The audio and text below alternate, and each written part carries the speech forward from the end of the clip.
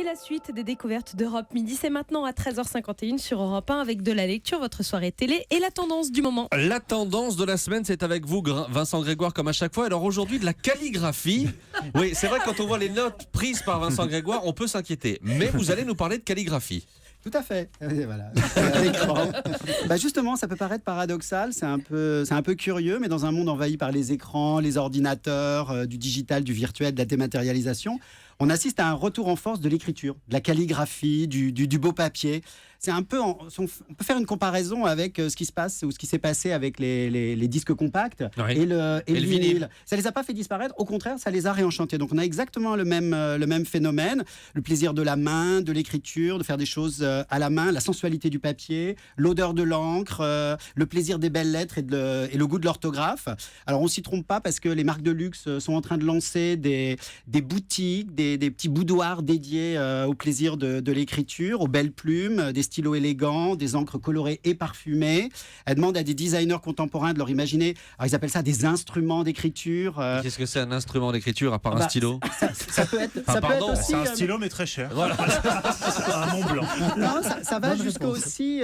en fait, il faut arrêter de raisonner français ou occidental. Cette calligraphie, elle aussi, cette tendance, on la retrouve aussi en Asie. Les pinceaux. Donc là aussi, la calligraphie arabe, la calligraphie coréenne, chinoise.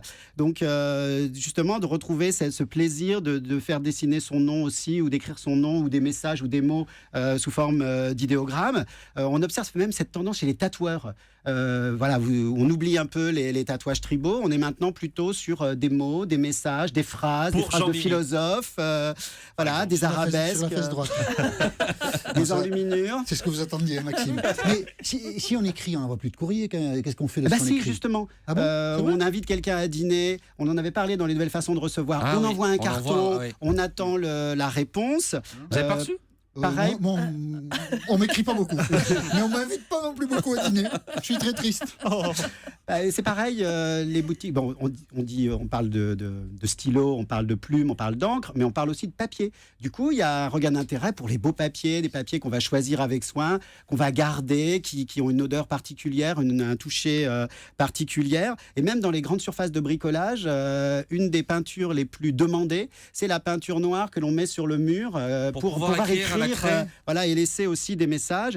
Et puis les ateliers, les cours d'écriture, de calligraphie pour des poèmes, écrire des scénarios et même écrire des chansons. Donc tout ce travail à la main avec un souci de qualité et d'esthétique, avec un raffinement très particulier. Et Europe Midi est un travail artisanal aussi à la main tous les jours. On écrit à la main. Bah oui, tous les jours, bien sûr. Merci beaucoup pour cette tendance, Ça s'entend d'ailleurs. Merci Vincent Grégoire pour cette tendance. Mathieu Charrier, vos coups de cœur, il y en a deux aujourd'hui, ce sont deux bandes dessinées. Et ça suit un petit peu la tendance de Vincent, parce que vous savez, la BD, c'est fait au pinceau encore beaucoup, et pas forcément en numérique. Deux BD, effectivement. La première s'appelle Juliette, les fantômes reviennent au printemps. On suit donc Juliette, notre héroïne, qui rentre dans sa famille, retrouver son père, il perd un peu la mémoire, sa mère artiste, et surtout sa grande sœur qui trompe son mari avec un amant qu'elle retrouve tous les après-midi dans la serre, dans le jardin familial. Bravo. Lui se déguise en animal pour y arriver le plus incognito possible. C'est très drôle. Juliette, elle va aussi croiser la route de Pollux, un peu paumé qui lui passe ses soirées dans le bar du coin à picoler. Et tous les deux, ensemble, ils vont essayer de se reconstruire. Alors, on est vraiment dans un vaudeville familial où forcément, dans la galerie de portraits, vous retrouvez des personnages de votre famille, de votre entourage. Je vous laisse deviner où se situe Varrock. C'est drôle. Le dessin est très beau. Arrêtez de l'embêter, enfin. Moi, je trouve ça honteux, personnellement. On avait déjà marié avec un Salir panda la la réputation dernière d'une fois, journaliste. quoi. J'ai pensé à vous quand je voyais cette femme dans sa petite cabane. Ça m'a fait beaucoup rire. On s'égare. Au dessin, c'est Camille Jourdi qui s'était fait connaître en 2009 avec une série de BD qui s'appelait Rosalie Bloom et qui est rééditée d'ailleurs en ce moment. Donc voilà, à chaque fois, elle a le talent de nous amener comme ça dans des univers familiaux où forcément vous allez retrouver un petit peu de chez vous. Il n'y a pas un personnage qui vous a fait penser à Maxime? Vous n'avez pas un truc Si, l'amant des Varrock. Ah, l'amant. Eh oui, qui se déguise notamment en fantôme à un moment pour aller, oui, ça lui ressemble, ça. Qu'est-ce que vous voulez que je dise Ça lui ressemble. Qu'est-ce que vous voulez que je dise Juliette, les fantômes reviennent au printemps, c'est donc de Camille Jourdi. Voilà. Et c'est chez Actes Sud BD. Votre deuxième coup de cœur, c'est aussi une BD, Les Jours Sucrés. Exactement, là on suit Églantine, qui est une jeune parisienne. Églantine Lartichaut, c'est son nom, elle est graphiste à Paris. Et puis un jour, elle reçoit un coup de téléphone d'un notaire qui lui apprend le décès de son père. Son père, elle l'a pas vraiment beaucoup connu, puisqu'il l'avait chassé de la maison quand elle avait 8 ans avec sa mère. Mais figurez-vous qu'elle hérite de sa boulangerie dans un petit village breton qui s'appelle Clairvy. Elle doit aller signer les papiers sur place. Évidemment, quand elle arrive sur place, comme on est en Bretagne, Il pleut. il pleut, bien joué. Et si, c'est vrai en plus. Je vous jure, dans la BD, Annie Breton, bonjour. Ouais. Ouais. elle retrouve ce Amoureux des notaire. clichés aussi. hein. Ouais.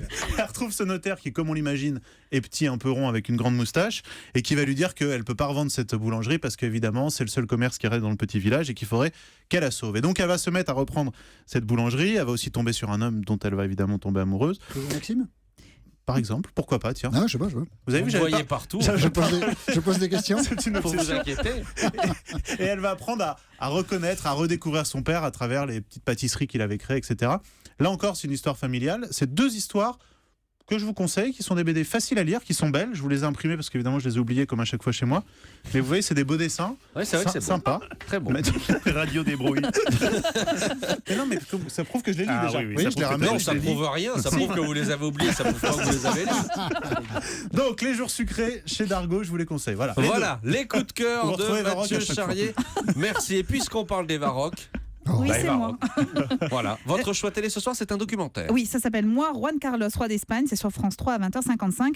C'est l'histoire d'un petit garçon qui a 10 ans, qui débarque pour la première fois dans le pays de ses parents. Et on est en 1948. Et c'est évidemment Juan Carlos, qui est le futur roi d'Espagne, qui arrive ainsi à Madrid. Et alors, même si la famille des Bourbons n'est pas au pouvoir, l'enfant bénéficie quand même d'un traitement de faveur, comme le raconte Juan Carlos.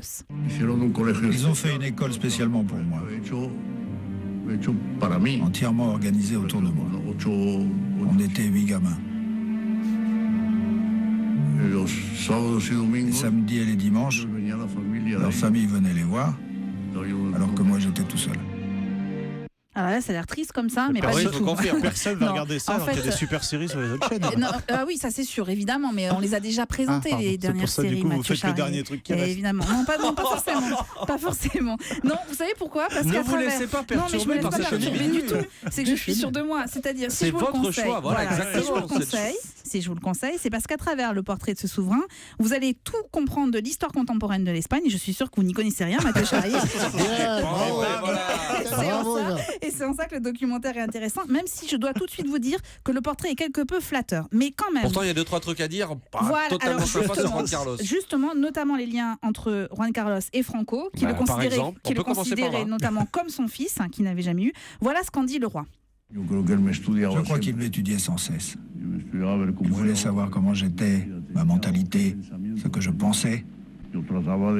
Moi, j'essayais d'être naturel, d'être moi-même. Alors, je dois vous dire, Mathieu Charrier, que j'y suis allée à reculons et pourtant, je ne l'ai pas décroché. Alors, malgré les défauts, comme cette musique omniprésente, je ne sais pas pourquoi, ça doit habiller un peu le documentaire. C'est un défaut récurrent d'ailleurs dans la plupart des documentaires.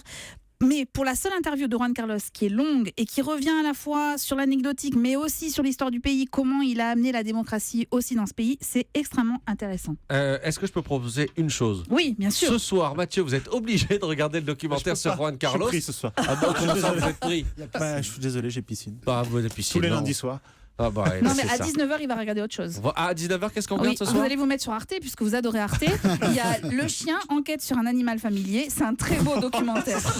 C'est un très beau documentaire qui est réalisé par Sophie Massieu, qui est journaliste et qui a la particularité d'être malvoyante et qui, au quotidien, est accompagnée par son chien Pongo. Elle revient en fait sur l'histoire de l'animal et les relations avec les hommes. C'est absolument génial, et notamment sur les avancées scientifiques, les chiens qui aident des enfants diabétiques. Le Chien, notamment. enquête sur un animal familier, c'est sur Arte à 19h. Et moi, Juan Carlos, roi d'Espagne, France 3, 20h55. Ce sont les choix des Varrock, quoi qu'en dise Mathieu Charrier. Merci à toute la bande des découvertes. À demain, Jean-Michel.